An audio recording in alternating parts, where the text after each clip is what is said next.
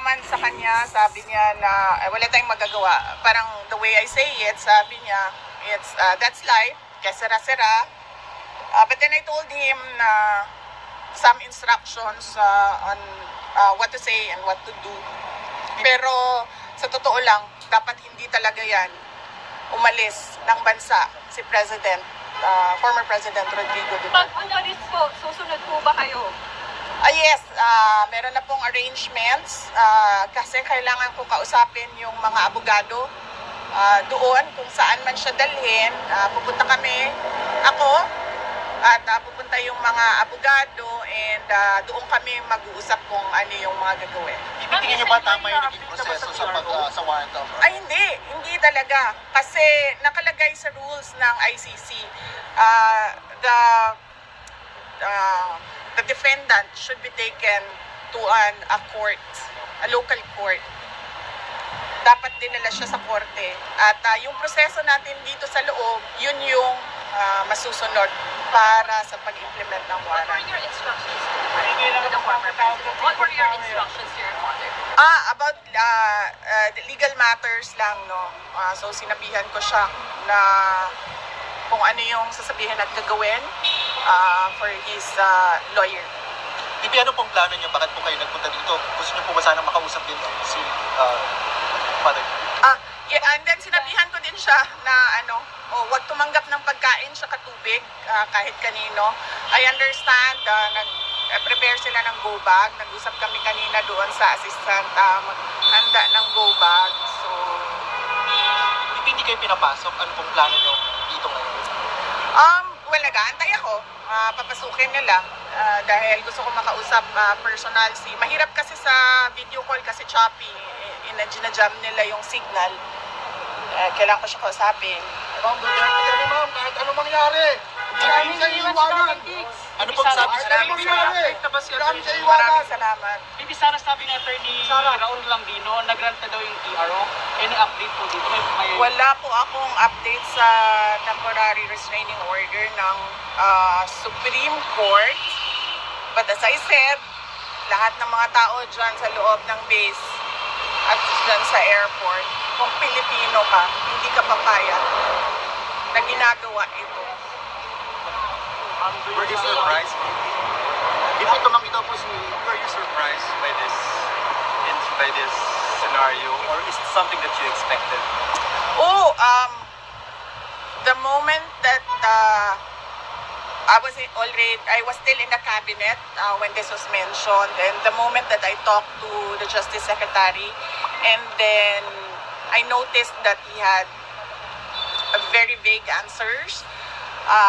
We already started to prepare, but I have a different set of lawyers than President Duterte. So we have a book about what to do and all the research materials about ICC. So that is what we did, and then we shared our drafted petition. We had two for me. We shared it with the team of PRRD. VP, I know this may be a sensitive question, but have you reached out to the President itself regarding the matter? No, Why not? because the way that they are doing it right now, there's no talking to the President. Because it's very easy for him to say, do not turn him over to the ICC. You can detain him here, wherever in the Philippines, but do not send him wherever the ICC says. You have a message to BBM. If ever na madala ngayon sa Dahig si dating Pangulong Marcos, kailan po ba lang Ay, siya, padala mo doon. Oh, sorry. At dating Pangulo na siya, Yes. very soon. Ano? Very soon, why? If Ano ever Ano pong nadala message niya niyo ngayon sa kay Dahig, BBM? kailan po kayo susunod doon? Okay. Well, nag-aantay. And then, immediately, pag pinilit nila kung ano yung gusto nila at hindi yung tama, susunod ako. Kasi kailangan ko kausapin yung mga abogado doon. Very soon, why? Bakit why? Ha? Sa tingin niyo po ba nagiging personal na po ito? Oo personal. Nakikita niyo naman, nakafile sila ng impeachment ng ang basis nila is hearsay and gossip. So, it's very personal. At sabi nga, ng lahat ng kumukwestiyon sa ginagawa ng administrasyon ngayon, this is a diversion from the failures to deliver good governance and decent public service Message niyo to po the kay Filipinos. Message po kay PBBM. Wala akong message sa kanya. I don't think there's talking to a person who will allow a citizen to be turned over to foreigners. VP, can you confirm hindi ba kayo pinayagan pumasok or nakita kayo ng clearance? Hindi kami pinayagan. Ilang beses na kami paulit-ulit. So, hindi kami pinayagan. Sara, bilang simpleng mamamayan, ano yung pwede namin magawa para kay Tatay Diggs? Accountability. Transparency and accountability from the government. Tinatanong natin kung anong nangyari sa PhilHealth, diba? Tinatanong natin kung anong nangyari sa budget, diba? So, huwag nilang ilihis yung usapan sa mga gawa-gawa nila na mga akusasyon. What's your message to the critics of the former president saying that he had it coming? What's your message to the critics of your father that he had it coming? There is no legal basis at all to turn over or to endorse the former president to ICC. So, wala silang kung para sila sa justice at sa batas. Walang batas dito eh. So nasaan sila? So does that mean na parang he had it coming even if hindi sumusunod sa batas? Kaya nga sabi ko kanina, diba? Sabi ko, gagawin nila kung anong gusto nila kahit hindi tama. Gagawin nila kung anong gusto nila kahit mali. Ma'am, tumanggi na po yung DFA. Sabi ng DFA, hindi sila nakikipag-usap sa ICC. Pero may info, ma'am, na ang nasa likod daw po ito is si former Senator Trillanes. Trillanes talaga yung... Well, siya yung nag-file. Diba? Siya yung nag-file ng complaints and siya naman yung nagbibigay ng updates about sa ICC. Lagi naman tayo yung ina-update ni Trillanes sa mga nangyayari sa ICC. So, yes, of course, siya din ang nasa likod nito. Ma'am, next move lang, sorry ha. Kasi crucial na itong gabi ito, pag hindi may labas yung PRO, ano next move nyo? Hindi ko alam. Hawakan ko ba yung gulong ng airplane na yan? So, i-stop ko. How are you feeling, ma'am? Yes. Sinasabi ko lang sa inyong lahat, kung Pilipino kayo, huwag kayo pumayag na ang isang Pilipino ibigay sa mga dayuhan, lalong-lalo na pag labas na sa batas yun.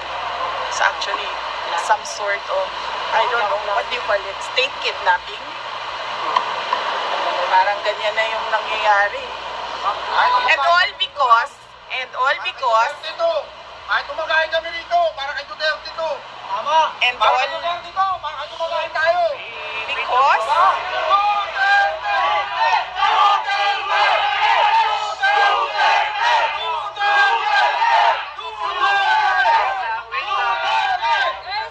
Wait lang ha. Patapusin si Vice President. Go, Vice.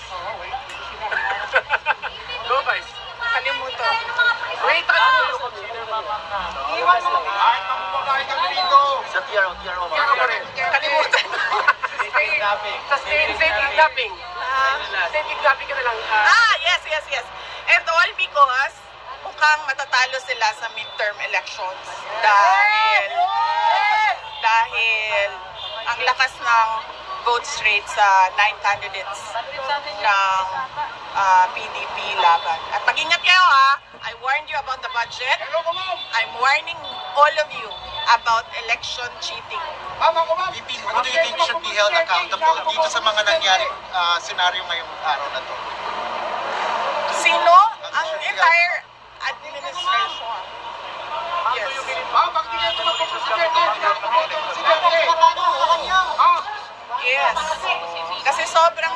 ng block voting ngayon. Lumalakas at nagsusnowball yung block voting ng 9 candidates ng PDP Laban. At hindi lang yan. This is all about the 2028 elections. And I'm warning you, kung meron man 2028 elections. Nakita nyo na, diba? Sinimulan nila sa People's Initiative. Hindi sila nagtagumpay. Kasi umalma yung mga tao. Imagine mo, bibilihin yung pagkatao mo para sa kagustuhan nila na hindi umalis sa pwesto. Tapos, sumunod ay impeachment para tanggalin yung kalaban, posibleng kalaban. Ngayon, dahil lumalakas yung PDP block voting of 9 candidates, natanggalin nila si President Duterte. Ma'am, ulitin ko lang po, kumusta po yung huling pag-uusap niyo po ni dating Pangulong Duterte? Okay naman siya. Sinasabi niya kanina, sabi ko, nandito po sa labas ng gate, hindi ako makapasok. Sabi ko, hindi kita personal na mabigyan ng instructions, pero tinext ko na, sabi ko, minessage ko sa kanila lahat na kung sino man yung nandun sa loob, ano yung kailangan mong gawin. And then he said, huwag ka na magantay dyan, umuwi ka na. So, hindi ko rin naman magawa na iwanan ng ating dating Pangulo. Hindi dahil tatay ko siya, pero dahil hindi ko matanggap na nagiging doormat tayo ng mga dayuhan. Ganito lang tayo, mga maliliit na mga tao kung ikumpara mo sa ibang bansa. Pero, alam mo yun, dapat may pride tayo ba? Dapat tayo kami Pilipino. Ma'am, how is he taking this po? Magkaisa tayo. Nagkausap kami kagabi. And it was okay naman.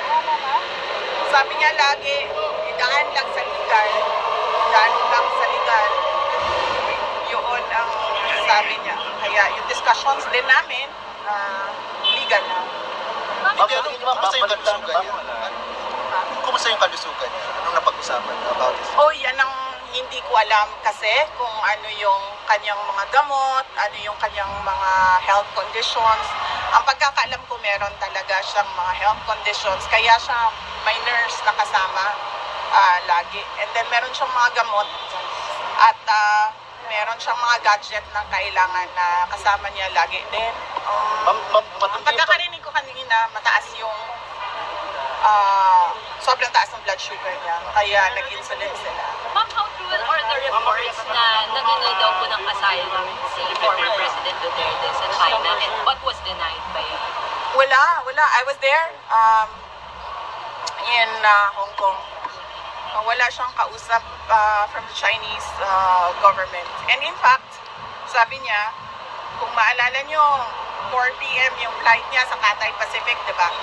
Sabi niya, agahan natin ng 7 a.m. Para makabalik na ako sa Pilipinas. That was willingly surrendering himself to the jurisdiction of Philippine authorities, not the ICC. Ma'am, habang lumalapit yung eleksyon, ma'am, tumitindi yung personal na pagkikipit. Sa tingin nyo, babaliktad din po ang lahat? Kaya nga sinasabi ko kanina, sir, nandyan yung tao. I mean, tagalin man nila si former President Duterte sa equation, sa midterm elections, nandyan yung taong bayan at lumalakas yung block voting ng PDP 9 candidates. Pero sinasabi ko sa inyo kanina, mag-ingat kayo sa election cheating. Matindi ito. Since tapos na po yung alliance with President Marcos, may we know kung meron bang discussion before during the campaign tungkol dito sa ganitong issue na to? Kung you ask President Marcos, meron bang promise About the ICC? No. We did not discuss anything. ICC. discussions before this? No, with President Marcos, no. There were no discussions with President Marcos except that I wrote him a letter and then he replied regarding the ICC and that there will be no cooperation with the ICC and we will release that letter. How are you feeling Bago now? How are mag-iis you Mr. feeling? Diaz, sino ba kasama niyo sa plane? Ako hindi ko alam. Sorry. Alam ko lang yung mga hindi nakasama sa plane, yung nasa labas. Kasama si Kitty, hindi ako nila kasama. Nandoon si Kitty sa labas. Yes. And Common Law, kayo nasa labas. Yes, si Hanilet nandoon din sa labas. Ma'am, how are you feeling now? Ma'am, nakasama. I'm okay. Ano lang ako, kulang sa tulog dahil nagbiyahe kami kanina. Pero kumain ako kanina, huwag kayo mag-alala. Pero as Hindi Vice President, iinit ang ulo ko. as Vice President, hindi ka pinapayagan lumabas. O parang kung nagagawa yung you're supposed to have power here. Wala tayong magawa eh. Kung susunod sila sa yung Philippine National Police, kung susunod sila sa illegal na mga orders, wala tayong magagawa. Yun yung desisyon ng Philippine National Police eh. Mag-implement sila ng illegal orders. That's what they did with Yusek Zulaika Lopez. So it's not surprising that it is happening now. Ma'am, may mga balita na kayo daw po, dinadawit po kayo dito po sa issue ng ICC. Sa tingin niyo, ma'am, baka kayo na po ang next na portrait after this? Oo, sinabihan ako ng nanay ko. Sinabihan ako ng nanay ko, sabi niya, mag-ingat ka dahil ikaw ang susunod. Handa na, ma'am. Anong handa? Kung maghahanda na Pumasok harapin, doon handa na sa- para malampasan, mapagtagumpayan.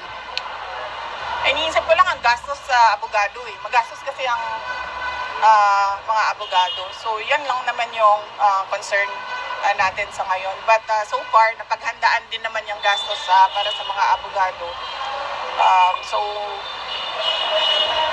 Okay lang. Yes, my mother warned me about me as the next target for the ICC. Ma'am, ba't di pala kayo magkasabay umuwi ng Pangulo? Parang pinapalayo ka ba niya sa circle na huwag ka na idamay ng pamumulitik? Hindi. Kasi ano kami, kung napapansin nyo, kahit dati, hindi kami nagsasabay sa airplane. Silang mag-asawa or kaming mag-ama, hindi kami nagsasabay sa airplane. Kasi pag nahulog yung airplane, mauubos kami lahat.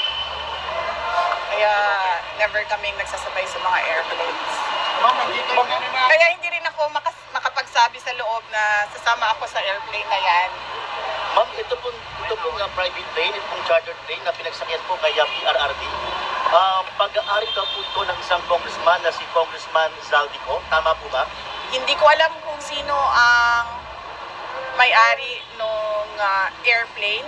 Pero nung nakita ko na sinasabi nila na galing sa Pilipinas lang yung airplane, nakikita na natin na Private. hindi, ibig ko sabihin, ginagawa nila talaga. Ma'am, may labag po ba dito, ma'am? Sa paggamit ng private plane? Yan ang hindi ko alam. I have to talk to ICC lawyers. Sa ngayon, ang alam lang namin is dapat siya dinala sa local authorities, local court. Ma'am, nag-a-update po ba sa inyo sila Atty. Torion at Atty. Vic Rodriguez tungkol po sa certiorari petition? Hindi ko pa nakausap si Atty. Vic Rodriguez at si Atty. Torion. So, ang nakakausap ko si Atty. Martin Delgra ang nakakausap ko and si Atty. Harry Roque. Ma'am, pag naisakay po ba si former President Duterte papuntang Netherlands, do you now consider to run for 2028 presidency? Hindi pa yan yung iniisip natin ngayon. Ang iniisip natin ngayon, unang-una, hindi dapat makaalis si President Duterte dito sa Pilipinas. At pangalawa, kung pipilitin man ng gobyerno na ipadala sa Hague si former President Rodrigo Duterte, paano natin siya mapabalik sa Pilipinas? Yan lang muna yung kikasuhin natin sa ngayon. And of course, yung pangangampanya ng 9 candidates ng PDP laban. Ma'am, sabi nila ma'am, may sinabi si Attorney Trixie Angeles, ngayon lang po ma'am, after po na isakay sa chartered Lear jet, si PRRT. Ang sabi niya po, kapag pumalis itong aeroplanong to, mananawagan tayo ng people power. Ano po yan si ma'am?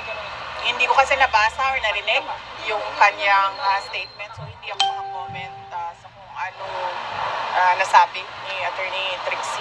Pero sinusuportahan din po ito ma'am? Hindi ko yan, hindi yan ang concern ko ngayon. Ang concern natin lahat ngayon ay paano mapanatili dito sa Pilipinas si President Rodrigo Duterte. So tulungan ninyong ng taong bayan, tulungan ninyo kami mag-isip kung paano natin yan magawa na hindi siya umalis dito sa Pilipinas. Bibi, sabi po ni Attorney Delgra, huling-hiling po niya ng nakita kayo, nakausap kayo, pero hindi pinagbigyan. How do you feel about it? Well, hindi na nakakagulat yung ganyan na klase na paggigipit sa kanilang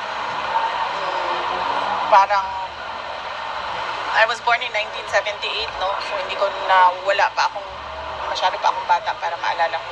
Pero kung tanungin mo yung mga senior citizens ngayon kung ano nangyari, matindi daw talaga panggigipit, oppression, abuse, and greed, sabi ng mga nakakatanda.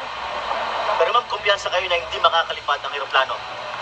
Wala akong confidence sa kahit ano ngayon, sir, kasi nakikita nga natin kahit ang Republican sumusunod sila sa mga illegal orders. So, kahit kita nyo naman yung pag-file ng impeachment kahit walang basehan. Diba? Okay? Final words.